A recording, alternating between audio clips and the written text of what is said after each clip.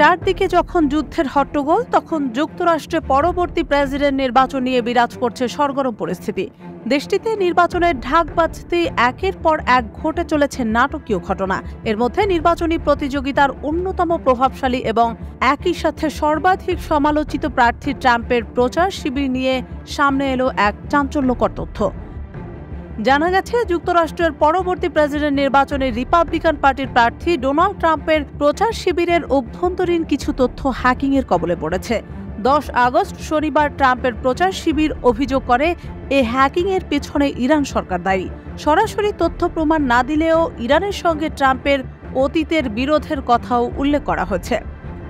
ট্রাম্পের প্রচার শিবিরের এমন অভিযোগের আগেই সংবাদ ওয়েবসাইট পলিটিকো এ সংক্রান্ত একটি প্রতিবেদন প্রকাশ করে। এতে বলা হয়, গত জুলাই থেকেই তারা বেনামি একটি উৎস থেকে ইমেইল পেতে শুরু করে। এসব ইমেইলে ট্রাম্পের প্রচার শিবিরের কর্মকাণ্ডের অভ্যন্তরীণ এবং প্রকৃত কিছু তথ্য ছিল।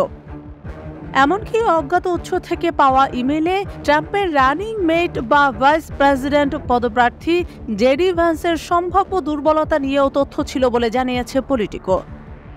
ট্রাম্পের প্রচার শিবিরের মুখপাত্র স্টিভেন চিওং এক বিবৃতিতে বলেন, এসব নথি যুক্তরাষ্ট্রের প্রতি বৈরী বিদেশি শক্তির কাছ থেকে অবৈধভাবে পাওয়া গিয়েছিল।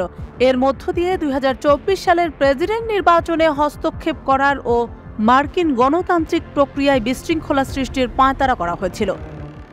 এ বিষয়ে অনুরোধ করা হলেও ইরানের পররাষ্ট্র মন্ত্রণালয় কিংবা জাতিসংঘের প্রতিনিধি তাৎক্ষণিকভাবে কোনো মন্তব্য করেননি। তবে জাতিসংঘে ইরানের মিশন বলেছে, যুক্তরাষ্ট্রের প্রেসিডেন্ট নির্বাচন দেশটির অভ্যন্তরীণ বিষয়, কখনোই এতে হস্তক্ষেপ করবে না ইরান।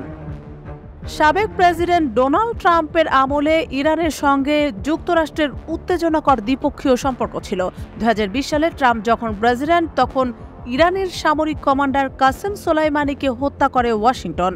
ইরানের সঙ্গে করা পারমাণবিক চুক্তি থেকেও যুক্তরাষ্ট্রের নাম প্রত্যাহার করে নেন ট্রাম্প। এমন সব সংবেদনশীল ঘটনার কারণে ট্রাম্প সন্দেহ করছে যে ইরান প্রতিশোধ নেওয়ার খাতিরে উক্ত ঘটনা ঘটিয়েছে।